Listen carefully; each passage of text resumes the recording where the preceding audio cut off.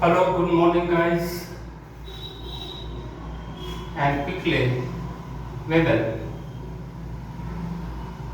comes on the blackboard and will explain the other methods of the asexual reproduction. In the previous video, we have discussed about the first important method, that is the fission, that is the binary fission and multiple fission.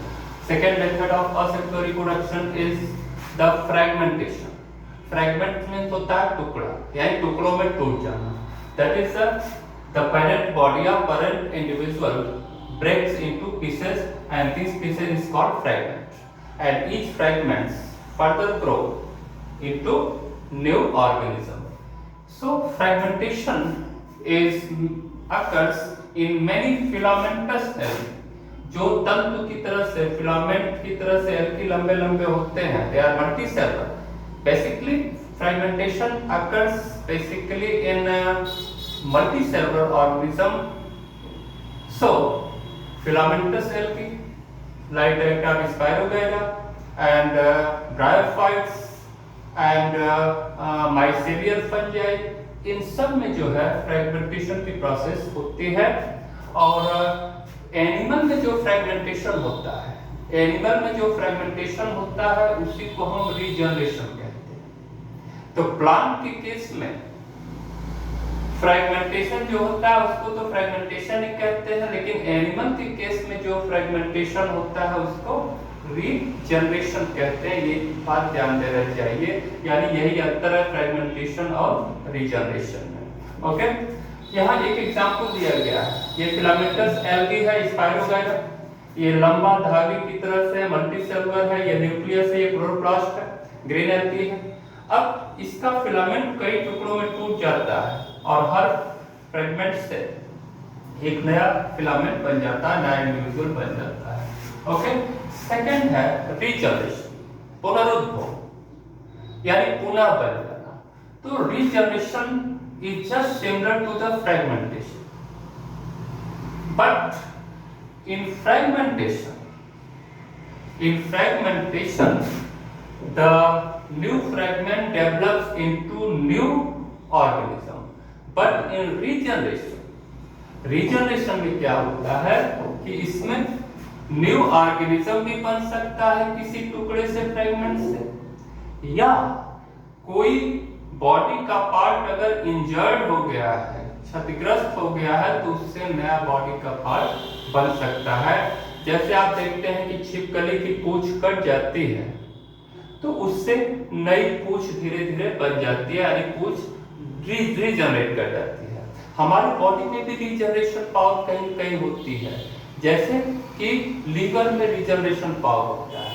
Liver cut कर गया, operation कर दिया जाता है, काट दिया जाता है, तो फिर लीवर रीजनरेट कर जाता है. आप नाम सुने कि लीवर का बढ़ जाना, हेपेटाइटिस होता है, लीवर फैटी हो जाता है, बढ़ जाता है, यानी रीजनरेट कर जाता है. ओके, तो वही कह रहा है, broken part regenerate into new organism.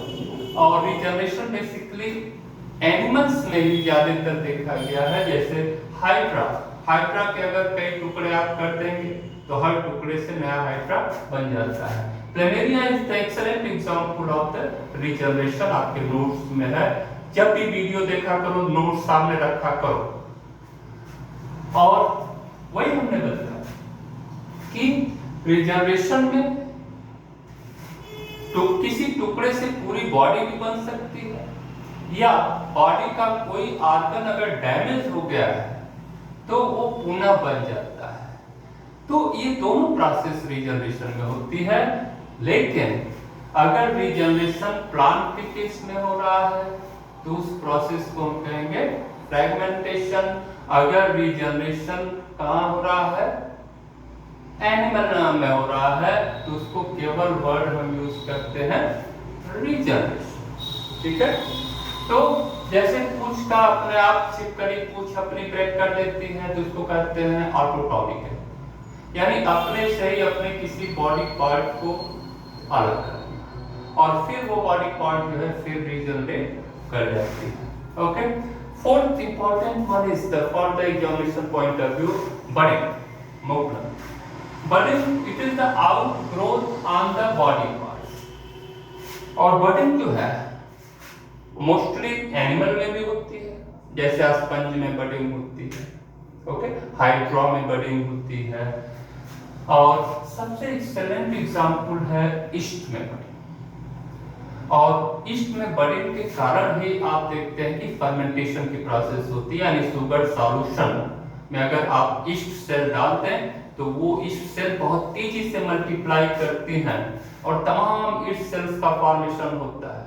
और आप जानते हैं कि ईस्ट सेल्स में कौन सी एंजाइम होती है, जाइमेज एंजाइम होती है, जो शुगर सॉल्यूशन को क्या करती है, अल्कोहल में कन्वर्ट कर देती है। यानी वहां fermentation that is anaerobic respiration होता है, बिना ऑक्सीजन के। तो ईस्ट सेल्स की एक खासियत है, आजकल मार्केट में ईस्ट सेल्स मिलता है, या जाइमेज एंजाइम, चूंकि प्रोटीन होती है तो प्रोटीन पाउडर के रूप में जाइमेज एंजाइम मिलती है, और वो जाइमेज एंजाइम पाउडर मार्केट में मिलता है।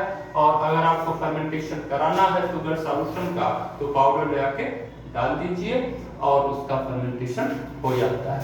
तो ईस्ट में क्या हुआ कि अब ये सेल है, इसके किसी भी सतह से एक उभार बने कहीं। अब इसमें क्या है, क्योंकि प्रोसेस देखिए असेक्सुअल रिप्रोडक्शन वही हो रही है, माइटोसिस, यानी पहले न्यूक्लियर डिवीजन फिर साइटोप्लाज्म डिवीजन का। तो न्यूक्लियर देखो इलांगेट कर रहा है, इसका आधा पार्ट जो है बड में जा रहा है और बाद में ये न्यूक्लियस ब्रेक कर जाएगा, यानी कैरियोकाइनेसिस, न्यूक्लियर डिवीजन हो गया। फिर साइटोप्लाज्म धीरे धीरे इसमें कैदर हो रहा है। अब ये बड्स बढ़ती चली जाएगी, मैच्योर होती चली जाएगी, और बाद में क्या करेगी, ये यहाँ से ब्रेक करके एक नया सिस्ट बना देगी, ईस्ट बना देगी, नया ईस्ट सेल बन जाएगा,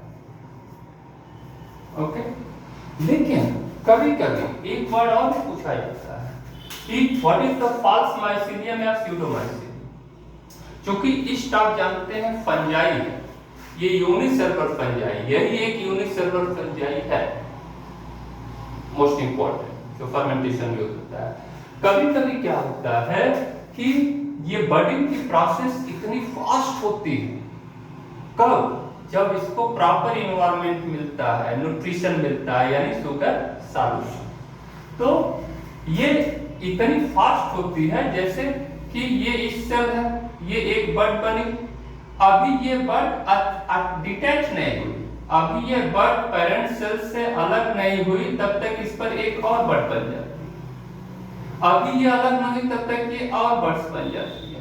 इस तरह से तमाम बड्स का फॉर्मेशन होने लगता है, क्योंकि बडिंग प्रोसेस इतनी तेज होती है कि जो नई सेल बनती है वो अभी अलग ही नहीं हुई तब तक उसके ऊपर दूसरी बड बन जाती है, ओके। तो इस तरह से आप देखते हैं कि ये ईस्ट जो है क्योंकि यूनिसेलुलर है, अब देखने में लगता है क्या, मल्टी सेलुलर, फिलामेंटस सेल की फंजाई हो गया। तो इसको हम कहते हैं क्या, फॉल्स माइसीलियम या स्यूडोमाइसीलियम, ठीक है। माइसीलियम वर्ड फंजाई में यूज किया जाता है, कवक जाल इसको, ठीक है। तो इस तरह से स्यूडोमाइसीलियम का फॉर्मेशन किसमें होता है, ईस्ट में होता है। ये याद आप रखेंगे, क्यों होता है, क्योंकि बडिंग इतना फास्ट होती है शुगर सॉल्यूशन में कि उस समय के लिए जो नई बड्स बनती हैं वो पेरेंट सेल से अलग नहीं हो पाती हैं, उसके ऊपर नई बड्स बनने लगती हैं।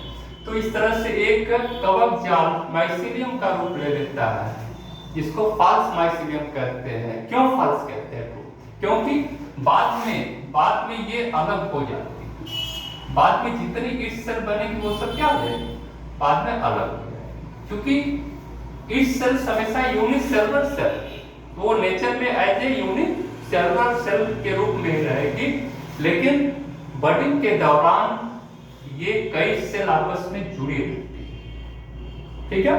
और इसीलिए एक फॉल्स स्ट्रक्चर बनता है जिसको कहते हैं स्यूडोमाइसीलियम या false mycelium. So in the remaining video, in the next video I will discuss the next methods of asexual reproduction. Thank you.